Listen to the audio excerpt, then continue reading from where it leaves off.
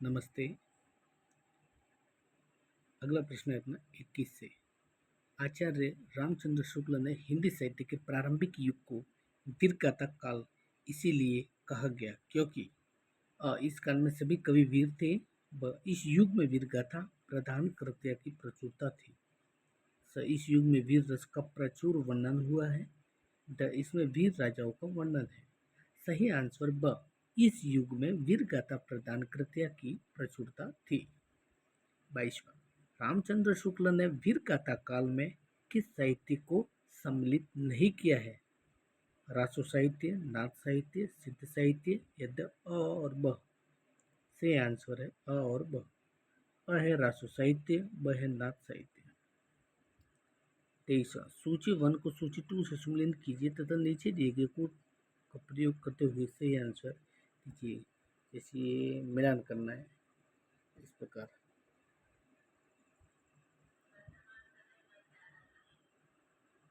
चौबीसवां है, गार्सा दत्ता से कृत हिंदी साहित्य का इतिहास किस भाषा में लिखा गया? अंग्रेजी, फ्रेंच, जर्मन या हिंदी? सब फ्रेंच। 25वां, हिंदी साहित्य में किस युग को श्रवण काल कहा गया है? आदिकाल, रीतिकाल, भक्तिकाल, गद्यकाल? सही आंसर है ब, भक्तिकाल। 26वां है, निम्नलिखित में से कौन सा कथन असत्य है? तो अ ब च में देखिए ड, आदिकाल में धार्मिक साहित्य का पूर्णतः अभाव है। 27वां, आदिकाल में निम्नलिखित में से कौन सा साहित्य सम्मिलित है? और रसो साहित्य, व सिद्ध साहित्य, नाथ साहित्य, द उपयुक्त सभी? तो सही आंसर है द उपयुक्त सभी।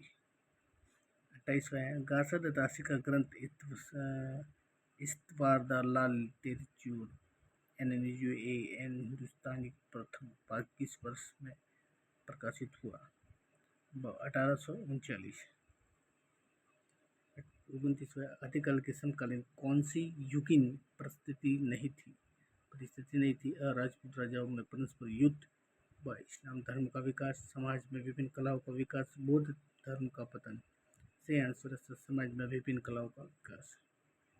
30वां प्रश्न, आदिकाल में साहित्य की प्रमुख भाषा थी? ब्रज, ब्रज, डेंगल तथा पिंगल या अवधि? डेंगल तथा पिंगल। 31वां, निम्नलिखित में से कौन सी रचना आदिकाल की नहीं है? पृथ्वीराज राजू, विद्यापति, पदावली, पद्मावत या आलखन? सब पद्मावत। आदिकालीन के साहित्य का कौन सा प्रमुख रस नहीं है? ब, श्रृंगार रस, वीर रस, केवल या अवध? ब, श्रृंगार रस। 33वां, आदिकाल के प्रमुख कवि में कौन नहीं है? कुतुबन, चंद्रवरदाय, अमरपुत्र या विद्यापति? और कुतुबन। फिर इसमें पूछा है 34वां, आदिकाल के राष्ट्र साहित्य के संदर्भ में कौन सा कथन असत्य है? और इसकी अनेक रचनाएं प्रमाणिक नहीं है? वो आश्रित राजाओं का पराक्रम अतिशयोक्तिपूर्ण वर्णन, स अलंकारों का अभाव, फिर प्रकृति का विशद वर्णन, स अलंकारों का अभाव। 35वां है, निम्नलिखित में से किस विद्वान ने पृथ्वी राजो को अप्रमाणिक काव्य ग्रंथ माना? मोहनलाल विष्णुलाल पांडे, ब, Ramchandra Shukla, doctor Das Sharma, the उपयुक्त सभी?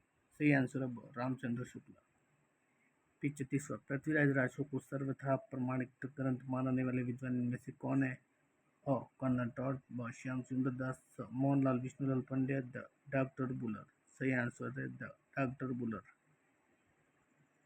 37वां, पृथ्वीराज राज्य में वर्णित युद्ध वर्णन में पृथ्वीराज चौहान का किसके साथ युद्ध हुआ था? अलाउद्दीन, अकबर, मोहम्मद गोरी, द जयचंद्र? सही आंसर है मोहम्मद गोरी।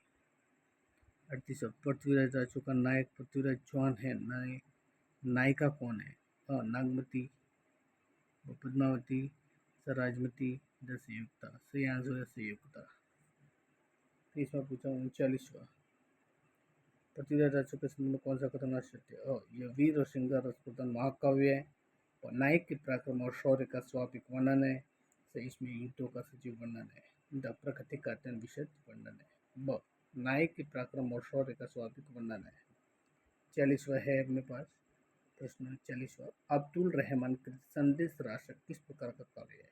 और विरह प्रधान संदेश काव्य, वीर काव्य, श्रृंगार काव्य, द उपदेश प्रधान नीति काव्य? सही आंसर है विरह प्रधान संदेश काव्य। धन्यवाद। नेक्स्ट क्लास में 41वें प्रश्न से शुरुआत करेंगे।